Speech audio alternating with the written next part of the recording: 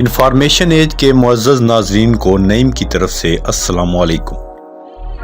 معزز ناظرین، سمندروں میں پائے جانے والے نمک کو اگر زمین کی سطح پر برابر پھیلا دیا جائے تو نمک 150 میٹر یعنی 500 فٹ کی اونچائی تک پہنچ جاتا ہے۔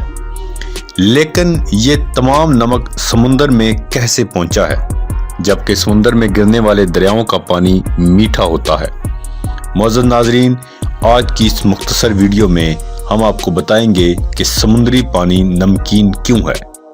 لیکن اس سے قبل آپ سے گزارش ہے کہ ہمارے چینل انفارمیشن ایج کو سبسکرائب کر لیں اور بیل آئیکن کو پریس کر لیں تاکہ ہر نئے آنے والی ویڈیو فوری آپ تک پہنچ سکے۔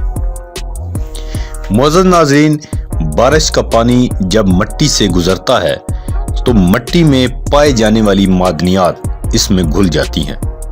ان معدنیات میں نمک اور ایسے کیمیائی عناصر بھی شامل ہیں جن کے مرکب سے نمک بنتا ہے۔ پھر یہ پانی ندیوں اور دریاؤں کے ذریعے سمندر میں بہہ جاتا ہے۔ دریاؤں کے پانی میں نمک کی مقدار نسبتاً کم ہوتی ہے، اس لیے یہ ہمیں کڑوا نہیں لگتا۔ سمندر کی تہہ کی مٹی میں بھی نمک پایا جاتا ہے۔ جب اس مٹی میں گہرے گہرے شگاف پڑتے ہیں تو پانی ان شگافوں میں داخل ہو جاتا ہے۔ چونکہ زمین کی تہہ کا درجہ حرارت بہت زیادہ ہے، اس لیے یہ پانی بھاپ بن کر مٹی میں سے نمک گلاتا ہے۔ پھر گرم چشموں کے ذریعے یہ بھاپ نمک سمیت دوبارہ سے سمندری پانی میں مل جاتا ہے۔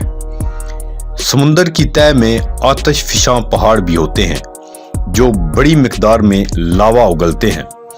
اس لاوے میں بہت سی ایسی معدنیات موجود ہیں جو پانی میں گھل جاتی ہیں۔ اس کے علاوہ معدنیات والی گرد اور مٹی ہوا میں اڑ کر بھی سمندر تک پہنچتی ہے۔ ان تمام ذرائع سے طرح طرح کی معدنیات سمندر میں پہنچتی ہیں، یہاں تک کہ سمندری پانی میں تقریباً ہر کیمیائی عنصر پایا جاتا ہے۔ لیکن جو کیمیائی مرکب سب سے بڑی مقدار میں پایا جاتا ہے یہ سوڈیم کلورائڈ ہے، یعنی خوردنی نمک۔ سمندر میں پائے جانے والی معدنیات نمکیات میں سے 58% سوڈیم کلورائڈ ہی پر مشتمل ہے، اور اسی وجہ سے سمندری پانی کا ذائقہ بھی کڑوا ہوتا ہے۔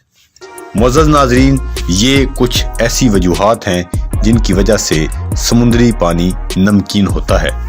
معزز ناظرین، امید ہے کہ آپ کو یہ مختصر سی معلوماتی ویڈیو اچھی لگی ہوگی۔